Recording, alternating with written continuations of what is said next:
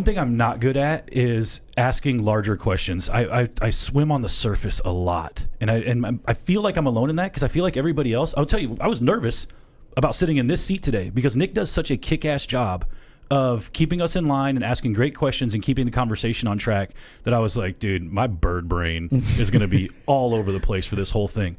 And I've tried to get so much better at asking better questions. Yeah.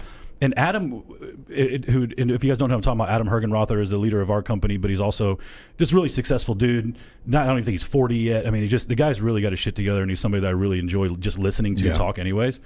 But he said something in one of our coaching calls a couple of weeks ago that just ask yourself 2 simple questions. What are the 3 things that I'm doing really well at? And what are the 3 things that I'm doing super poorly at? Yep. Now, this involves you being honest with yourself, right? If you are like past Matt was, you will lie to yourself about what you're doing wrong and what's going on because either blame other people and whatever else. So this is going to require some personal reflection. But if you can ask yourself those 3 questions, or those 2 questions, I would honestly say that over time, especially if you're brave enough to write it down and journal it, right?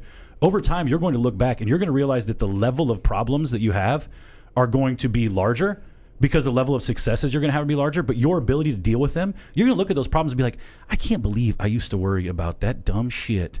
And then you look at the stuff you're worried about now and you're like, this is 10 times bigger than that. Like I solved that. I could have solved that problem in 30 minutes had I actually sat down and looked at it objectively. And we just don't do a good enough job of that. So if you're really struggling with that sitting in one place, that paralysis by analysis thing, be honest with yourself and look at what you're currently doing well and what you're just terrible at. Yep. And I'm not even saying that finding out what you're terrible at is going to give you a solution. It's just awareness.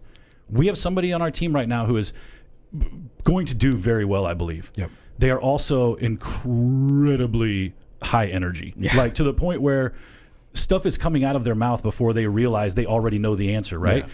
That is not a problem of that person not being intelligent, not understanding what they need to do. They just don't know the right questions to ask. Yep. They are just frantic inside their own head, and they think there's 9,000 things to do, when in reality, it's probably like 5 things you need to be doing. Yeah. So as you bring awareness to that thought process, that person was standing right next to my desk the other day and asked a question and then answered their own question. They turned around this morning and asked us something about their schedule, and I just looked at her and I was like, why in the hell are you asking us that? Send an email to that other person and figure it out, right? It's not that she didn't know what to do. It's just bringing slight awareness to those types of things that make a person start thinking for themselves a little bit more, makes them start being better problem solvers. Dude, this is something I'm currently walking out and it sucks. I love being able to look at somebody and be like, hey, can you fix this for me? Or hey, can you do that? I love being leveraged in certain areas, but then there's other areas where it's kind of made me a little bit like inadequate as far as like getting my own grown-up shit done. Right. And I'm having to embrace the fact that, like, I think I've said it on a couple episodes, but I haven't said it in a couple of months, so I'll say it again. Nobody is rowing up in a boat next to me to save my ass. No. I have got to bail this water out for myself to get to wherever I'm going, and then guess what? There's a nicer boat there.